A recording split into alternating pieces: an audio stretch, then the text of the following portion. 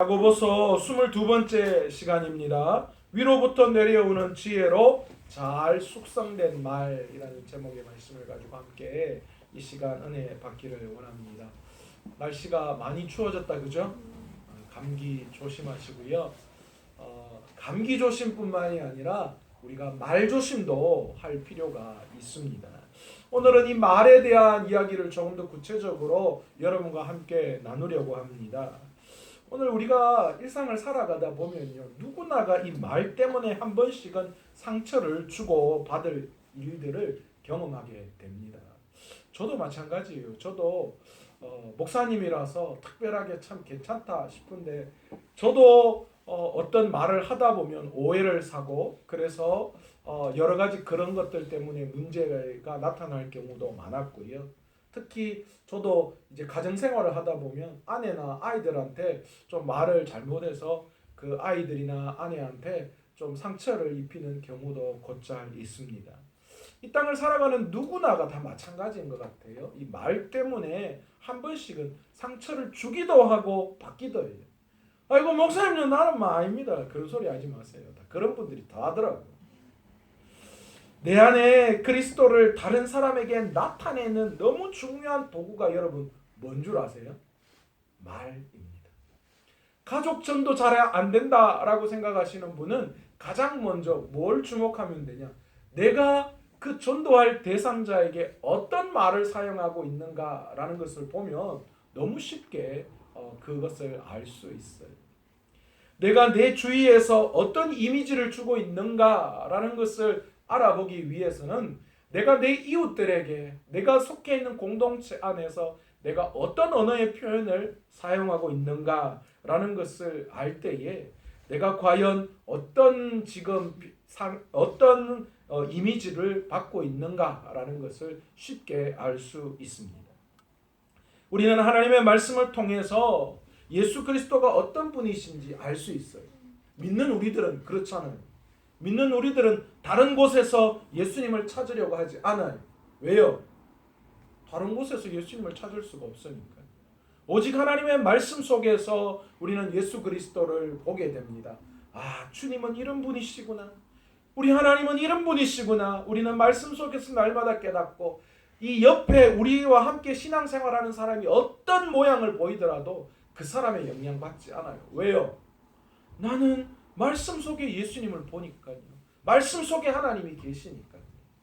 그러나 세상 사람들은 그렇지 않다는 거예요. 세상 사람들은 누구를 통하여 하나님을 경험하고 누구를 통하여 예수님을 보게 될까요? 그렇죠. 그분들은 말씀을 볼 수가 없어요. 말씀을 볼 수 있는 능력도 없고 말씀을 통하여 하나님을 볼 수 있는 그 어떤 것도 없는 거예요. 그러면 누굴 통하여 경험하게 될까요?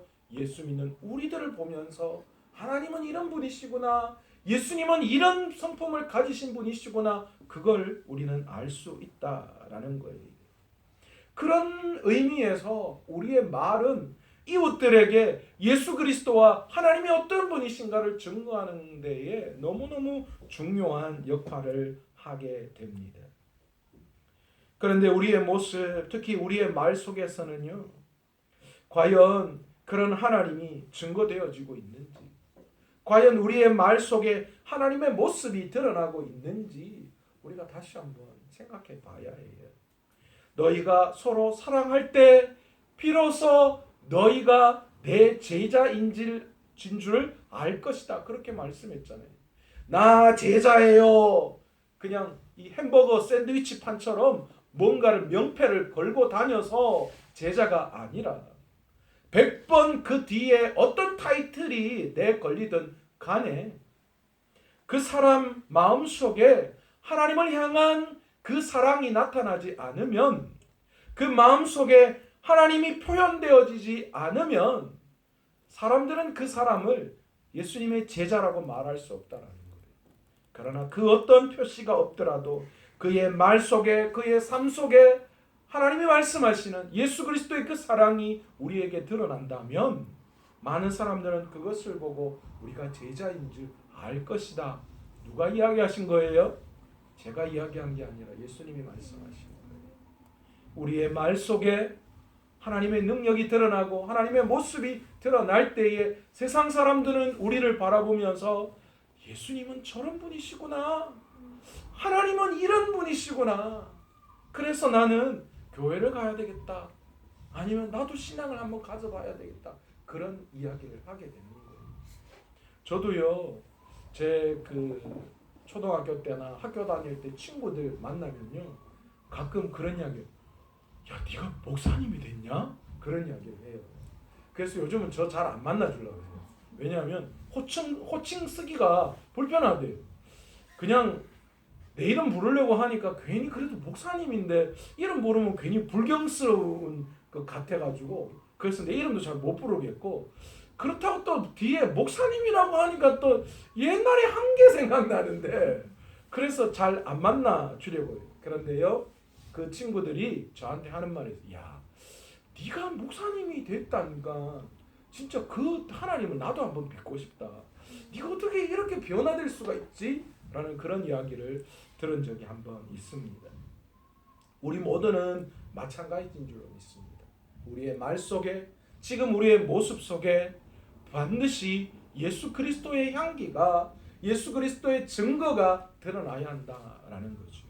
그런 부분에 있어서 우리의 말은 다른 사람과 소통하고 내 안을 드러내 보이는 것에 있어서 너무너무 중요한 역할을 감당하고 있는 것 중에 하나다라는 거예요.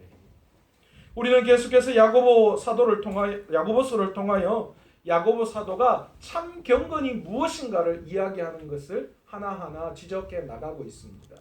야고보 사도가 맨 먼저 뭘 이야기했습니까? 우리는 하나님의 진리의 말씀으로 새롭게 태어났다, 그렇게 이야기했잖아요. 그래서 우리 모두는 온유함으로 그 말씀을 받은 자들이다라는 거예요.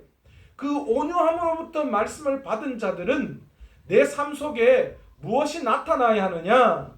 내 안에 긍휼함이 나타나야 한다라고 말씀을 드렸습니다. 그것을 야고보 사도는 한마디로 경건이라는 단어로 정의하고 있다라고 말씀드렸습니다. 그러니까 야고보 사도는 그들이 믿음으로 말미암아 그들 삶 속에 그 믿음에 합당한 행함이 드러나야 하는데, 그 행함을 무엇으로 정의 내리느냐? 우리의 삶 속에 경건이라는 것을 통하여 말씀하고 있다라는 거예요. 너희가 진정으로 그리스도인이다라고, 예수 그리스도를 믿는다라고 이야기한다면 너희의 삶에 있어서의 경건이 반드시 나타나야 한다라는 거예요. 그 경건은 뭐라고요? 긍휼인데, 그 긍휼은 뭐예요? 가난한 중에 고아와 과부를 돌보는 것이다. 그리고 서로 이 외적인 모습을 보고 서로 팔을 나누거나 서로 이 차별을 두는 것, 그것을 해서는 안 된다라는 것, 그런 것이 경건이다라고 그렇게 이야기를 했습니다. 두 번째로 가장 중요하게 경건에 대한 이야기를 하면서 야고보 사도가 말에 대한 이야기를 가지고 나왔다라는 거예요. 그러는 의미에서 이 말은 정말 중요한 것 같아요. 우리가 경건을 살아가는 사람으로서 우리의 말이 어떻게 사용되어지느냐에 따라서 우리 안에 참 경건의 모습이 어떤 모양으로 나타나느냐가 달려져 있다라는 거예요. 이 말의 사용에 있어서 야고보 사도가 강조한 것이 무엇입니까? 말할 때에 우리는 땅의 지혜와 하늘의 지혜를 가지고 이야기할 수 있는데, 그런데 우리는 땅의 지혜로 말하면 안 되고 위에서부터 내려오는 지혜로 말할 수 있어야 한다. 제가 말씀을 드렸죠. 땅에서 지혜로 말하는 건 뭐예요? 세상의 욕심과 욕망의 참 말이라는 거예요. 그러니까 세상에서 말 잘하는 건 뭐예요? 없는데도 있는 것처럼 척체하는 그런 사람을 우리는 말 잘한다라고 표현하잖아요.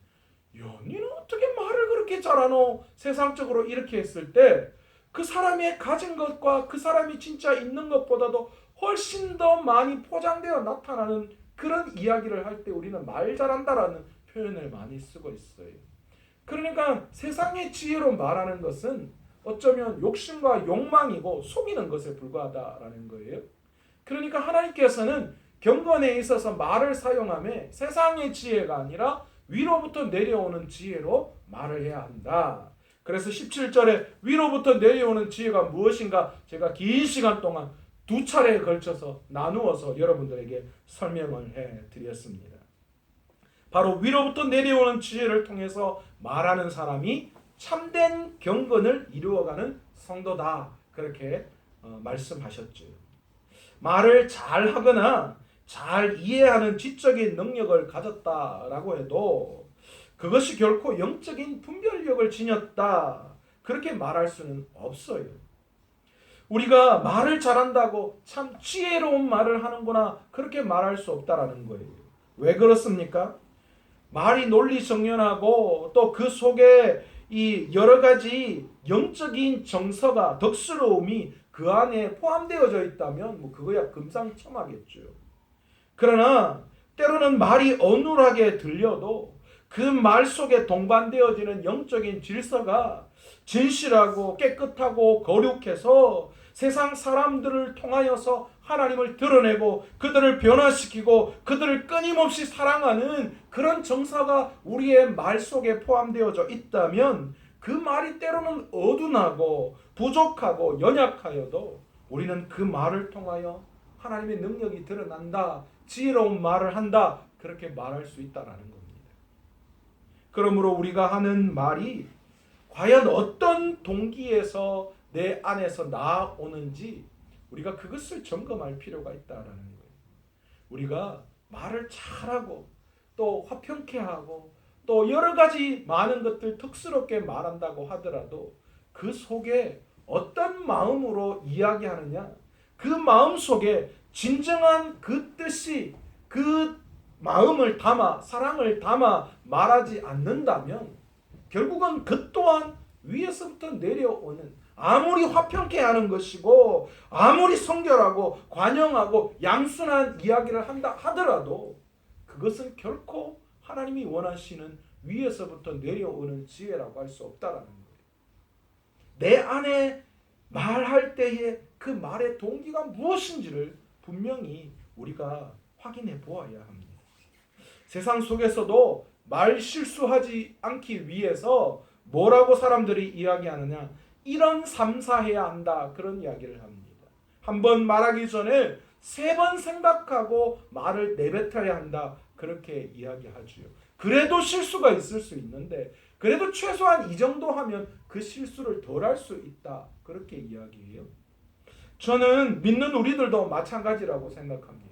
우리가 어떤 말을 내뱉을 때, 내가 이 말을 할 때 나는 그 말들을 얼마나 하나님 앞에서 깨끗하게 씻고 그분의 은혜와 진실함의 풀무에 넣었다가 꺼내었는지 우리가 한 번쯤은 생각해 볼 필요가 있다는 거예요. 그냥 믿음의 이야기라고 막 이야기하는 것이 아니라요. 우리의 말이 입으로 표현되어지기 전에 하나님 앞에서 그 말을 다시 한번 깨끗하게 씻고 하나님의 풀무 안에서 다시 한번 담그었다가 우리의 죄된 마음이나 속성이나 이런 것들이 그 풀무에서 다 태워버려지고 난 다음에 우리의 말이 나올 때에 그 말이 진실된 위로부터 내려오는 지혜의 말이다 라고 이야기할 수 있다라는 겁니다. 사람의 말은 나오기 전에 먼저 우리의 마음에 담겨져요. 생각 없이 말한다, 그건 맞지 않는 말이죠. 반드시 우리 입으로 말이 나올 때는 그 말은 우리의 마음속에 담겨져 있다가 나오는 거예요. 그리고 그 마음은 하나님 존전에 머물렀다가 나와야 한다는 거예요. 우리의 말은 반드시 마음속에 있다가 나오니까 우리의 마음속에 하나님의 말씀 안에, 뜨거운 그 말씀의 풀무 안에 푹 담구어져서 우리의 악함이 소멸되어져야 해요. 그리고 그 하나님의 거룩하고 따뜻한 성령의 품속에 충분히 절여져서 우리의 입을 통하여 나올 때에 그 말이 은혜와 진리의 생명수로 충분히 역할을 감당하게 되어진다라는 거죠. 그래야 그 말이 동반하는 영적인 정사가 하나님의 것이 될 수 있어요. 그래야 하나님의 마음을 전달하는 수단으로서 우리의 말이 사용될 수 있다는 것입니다. 참 우리는 그래요. 우리의 말은 아무리 선한 말을 하려고 해도요, 우리의 근본되는 심성은 뭐예요? 사돈이 논삼은 뭐요? 배 아프다는 거죠. 이게 어쩔 수 없나 봐요. 그러니까 아무리 좋은 말 하고 싶어도요, 좋은 말이 잘 안 나와요. 제가 그랬잖아요. 가끔 광야천 우리 아내하고 손 붙잡고 저녁에 길을 걸으면요, 저쪽에서 뚱뚱한 여자분이나 남자분이 오면 내 모습은 생각도 안 하고, 여자는 뚱뚱하면 안 돼. 어이구 저 봐라 저 봐라 저 봐라. 내 생각은 전혀 안 하고 남 걸 이야기하는 거예요. 절대 예쁘고 좋은 거에 대해서 절대 평가하지 않아요. 너무 좋다. 세상의 환경과 여건을, 자연을, 오늘 날씨 너무 좋더라고요. 저도 오늘 아침에 출근하면 정말 날씨 좋다. 그런데 누군가 좋은 사람이 지나갈 때, 아니면 좋은 것들을 볼 때, 참 저 사람 참 정말 존경스럽고 좋다, 이런 말 잘 안 나와요. 희한하죠. 여러분, 그런데 그런 우리의 마음, 그런 우리의 말이요, 그런 마음 속에서 우리의 말이 나오니까 우리의 말 때문에 항상 상처가 되고 아픔이 되고 문제가 생길 수 있다. 그러니 우리의 마음은 항상 하나님의 이 마음을 전달하는 수단으로 사용하기 위해서 우리 마음 안에 있는 그 하나님의 말씀의 풀무 안에 충분히 태워지고, 우리 안에 있는 성령의 그 따뜻함 속에서 충분히 절여져서 그 모든 악함과 도끼가 빠져나와야 한다는 거예요. 믿는 우리의 말은 오랫동안 주님의 품 안에 머무르면 머무를수록 우리의 말이 더 하나님 앞에 귀하게 쓰임받을 수 있는 줄로 믿습니다. 아멘. 쉽게 터져나오는 말이 아니라 마음속에 삭히고 하나님의 말씀으로 다시 비추어보고 성령의 은혜로 말미암아 내가 과연 이것이 사랑의 말인지 아닌지 다시 한번 점검하고 확인할 때에, 그래서 비로소 나올 때에 주님 안에 충분히 품어지고 머물러서 절여지고 숙성되어질 때에 우리의 말이 하나님 앞에 아름답게 쓰일 수 있는 거예요. 고추와 콩이 그대로 있으면 별것 아니에요. 그러나 그게 장이 되어지고 오래 묵혀서 잘 숙성되면 그 가치는 원래 원재료에 비교할 수 없는 가치가 되어지는 거죠. 저는 우리의 말도 마찬가지라고 생각합니다. 가장 가까이 있는 사람부터 시작해서 모든 사람에게 우리가 말할 때에 하나님의 마음이 우리를 통하여 드러나야 되고, 우리의 말을 통하여 하나님의 모습이 드러나야 하기 때문에 우리의 마음속에서 충분히 숙성되어지고 아름답게 변화되어진 상태에서 나와야지 그것이 하나님의 도구로 사용되는 우리의 말이 될 수 있다라는 겁니다. 우리는 지금까지 성령의 충만함을 구하며 기도해 왔습니다. 그러나 오늘 이 시대는 성령의 충만뿐만이 아니라 지혜의 충만이 필요한 시대이기도 합니다. 예수님께서 우리에게 그렇게 말씀하셨잖아요. 뱀처럼 지혜롭고 비둘기처럼 숨겨라. 종말을 살아가는 우리들에게 지혜로워야 한다, 그렇게 말씀하셨어요. 오늘 이 시대는 정말 지혜 충만한 시대가 되어야 합니다. 물론 성령의 충만 안에는 지혜 충만이라는 것이 포함되어져 있는 것도 사실입니다. 그러나 지금 우리가 생각하는 성령의 충만은 어떤 겁니까? 병을 고치고 성령의 은사를 받는 그런 것에 집중되어져 있어요. 무엇인가 내 삶에 신앙으로 말미암아 신비스러운 일들이 일어나는 것, 이런 것들을 우리는 성령의 충만이라고 이야기합니다. 그러나 성령의 충만을 그런 것에 국한시키는 것이 아니라 성령의 충만함 속에는 지혜의 충만함도 포함되어져 있음을 우리가 깨닫고, 세상 가운데 살아가야 할 믿음의 성도들은 반드시 이 성령 충만과 함께 지혜의 충만함도 받아야 한다라는 것입니다. 하나님의 지혜로 세상을 살아가야만 우리가 더욱더 이 세상을 지혜롭게 살아갈 수 있어요. 지혜서의 대표적인 잠언은 무엇입니까?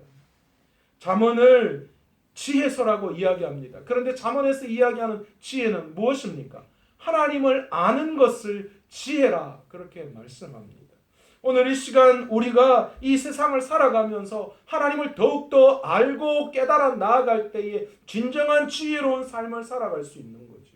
오늘 이 시간 우리의 삶을 통하여 반드시 그 하나님을 통하여 우리의 삶의 지혜가 적용되어질 때에 이 세상을 더욱더 아름답고 의미 있게 하나님 앞에서 살아가게 되어지는 줄로 믿습니다. 아멘. 성령에 충만한 목사로 알려진 사람들이 기도에 능하고 설교도 잘하고 능력도 충만한 것 같은데, 그런데 그의 삶 속에 여전히 상식 이하의 모습들이 나타나고, 그래서 교회와 세상의 비난의 눈초리를 한눈에 받는 그런 일들을 우리는 수없이 많이 경험했습니다. 너무너무 능력 있고 설교도 잘하는 것 같았어요. 교회도 부흥되는 것 같았습니다. 그러나 웬걸 그 뒤에는 전혀 그 모습과 상관없는 그런 일들이 나타나는 거예요. 왜 그럴까요? 성령의 충만을 구했고 지혜의 충만을 구하지 않았기 때문에. 교회에서 성령이 충만하다라고 하는 분들이 정치계나 경제계나 가정에서는 전혀 하나님이 주시는 성령의 충만한 지혜를 발휘하지 못하고 도리어 탐욕과 부패로 가득해서 나쁜 이미지로 전락해 버리는 경우 우리 너무나도 많이 보잖아요. 장로님이라고 이야기하지만 전혀 장로다운 모습이 나타나지 않아요. 권사님이라고 이야기하지만 전혀 권사다운 모습이 나타나지 않아요. 왜 그렇습니까? 성령의 충만함으로 지혜가 그들의 삶 속에 발휘되지 못했기 때문에. 이거는 목사고 장로고 권사고 아무 상관없어요. 하나님의 신은 곧 지혜의 신입니다. 성령을 받은 자는 곧 하나님의 진리의 말씀이 그 마음속에 심겨진 사람이라고 제가 말씀드렸습니다. 위로부터 내려오는 지혜를 계속해서 받는 사람, 그런 사람이 바로 지혜 있는 사람이에요. 그런 사람이 그 마음의 심령의 진리의 말씀이 심겨진 사람이다라는 거지요. 이 위로부터 내려오는 지혜가 이 세상 가운데 살아가는 우리들이 세상 한복판에서도 하나님의 말씀으로 지혜롭게 살아가게끔 해주는 거예요. 이 위로부터 내려오는 지혜의 충만함을 통하여 우리가 이 땅을 살아갈 때에 그 지혜가 우리를 이 땅에서 지혜롭게 살아갈 수 있도록 그 길을 인도해 주신다니까요. 그러니까 우리가 세상의 능력이 필요한 것이 아니라 주일날 뭐가 필요하다고 그랬어요? 오직 예수 그리스도의 이름의 능력이 우리에게 필요한 거예요. 그래서 그분을 아는 것이 지혜이고요. 날마다 그분이 주어주시는 그 지혜, 그 주님의 그 능력으로 우리가 이 땅을 살아갈 때에 이 세상 속에서 우리가 지혜롭게 살아갈 수 있는 거예요. 그러므로 우리에게 지혜 충만이 오늘 이 시간 절실한 줄로 믿습니다. 성령의 충만함 뿐만이 아니라 지혜 충만을 구할 수 있는 저와 여러분 되시기를 간절히 축원합니다. 교회 안에서 성령 충만한 성도가 아니라 세상 가운데서도 지혜 충만한 성도가 되어야 합니다. 교회 안에서만 성령 충만하면 안 돼요. 교회 밖에 도리어 나아가서 지혜 충만한 삶을 보여야지 그 영향력으로 뭐 하는 거예요? 사람들이 교회로 몰려올 거 아니에요. 한국 교회가 왜 부흥 안 된다고 해요? 한국 교회 주일학교가 왜 죽었다고 합니까? 아이들 적게 낳아서요? 아니요, 천만에요. 저는 요즘 우리 주일학교를 보면서 그런 생각 들어요. 아이들이 적어서 그런 게 아니라 이미 그건 핑계예요. 교회가 교회로서의 영향력, 성도가 성도로서의 영향력을 다 잊어버렸어요. 옛날에는 예수쟁이 이야기했어요. 요즘 예수쟁이 이야기 듣는 사람 어디 있어요? 도대체 저 사람이 예수를 믿는지 안 믿는지 도리어 모르는 시대에 우리가 살아가고 있어요. 사람들은 옛날에 예수쟁이라고 놀렸어요. 바보 같거든요. 세상 사람들처럼 살아가지 않거든요. 그렇게 힘든데 새벽에 일어나 새벽 기도 나오고 기도하고 말씀 보고 포주기를 좋아하고 온전히 기도와 말씀으로 살아가는 그들의 모습 보고 저 사람들은 진짜 이상하다. 세상하고 다르네. 그래서 붙여진 게 예수쟁이잖아요. 그런데 오늘 우리의 삶은 어떻습니까? 내 옆집에 사는 사람도 내가 예수쟁이인 거 몰라요. 교회 가는 거 몰라요. 도대체 우리의 삶에 그런 영향력이 나타나지 않는 거예요.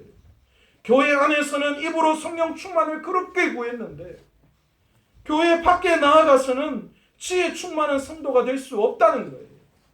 여전히 세상과 똑같이 살아간다는 거예요. 세상을 향해 성령 충만한 어로로 말하지 말고 세상 속에 흩어진 지혜 충만한 말과 행동이 우리의 삶에 나타나야 해요. 그래야 교회가 온전해지고 교회와 성도들이 세상 속에서 빛과 소금의 역할을 감당하게 되는 거예요. 그 모습을 보고 사람들이 교회로 몰려오는 거예요. 일제치하에서 독립운동에 선봉에 선 사람들 누구입니까? 예수 믿는 우리들이었어요. 왜 그렇습니까? 나라와 민족을 위해서 기꺼이 한 목숨 바치겠다라는 거예요. 그랬던 우리들이 빛과 소금의 역할을 잊어버렸어. 세상 속에서 진정한 예수님이 머리 되시는 교회가 되고 하나님의 나라의 표지판이 되는 교회가 되기를 원한다면, 그런 성도들이 되기를 원한다면 오늘 이 시간 우리의 삶, 우리의 말, 우리의 지혜가 어디서 오는지 철저하게 점검해 봐야 되는 줄로 믿습니다. 세상의 지혜가 아니라 위로부터 내려오는 지혜의 충만함을 받아야 날마다 두 마음의 시험 속에서 세상의 죄 가운데 빠지지 않고 하나님을 선택할 수 있는 거예요. 여러분, 야고보 사도가 대단해요. 야고보서 1장에서요. 시험을 당하거든 기쁘게 여기라 말씀하잖아요. 그리고 너희가 두 마음을 품지 마라 그런 이야기 하잖아요.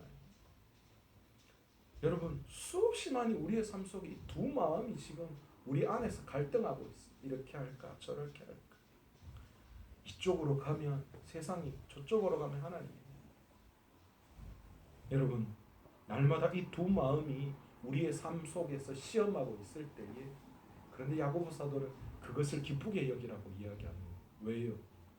우리가 세상을 버리고 하나님의 지혜를 선택할 때 그 지혜가 어떻게 우리의 삶을 충만하게 역사하는지를 우리 주님께서 분명히 우리의 삶을 통하여 보여주시기 때문이죠. 그러므로 오늘 저와 여러분 모두가 다 위로부터 내려오는 지혜 충만을 구할 수 있는 저와 여러분 되시기를 간절히 축원합니다. 아멘. 날마다 우리의 말에 파수꾼을 세우고, 그래서 하나님의 지혜 충만 속에 충분히 담가 두었다가, 그리고 십자가로 잘 숙성되어져서 하나님의 마음을 담아 생명을 살리는 하나님의 일에 저와 여러분이 또 우리의 입술이 사용되어 주시기를 간절히 축원합니다. 아멘. 오늘 이 시간 말씀을 생각하시면서 한번 기도하기를 원합니다.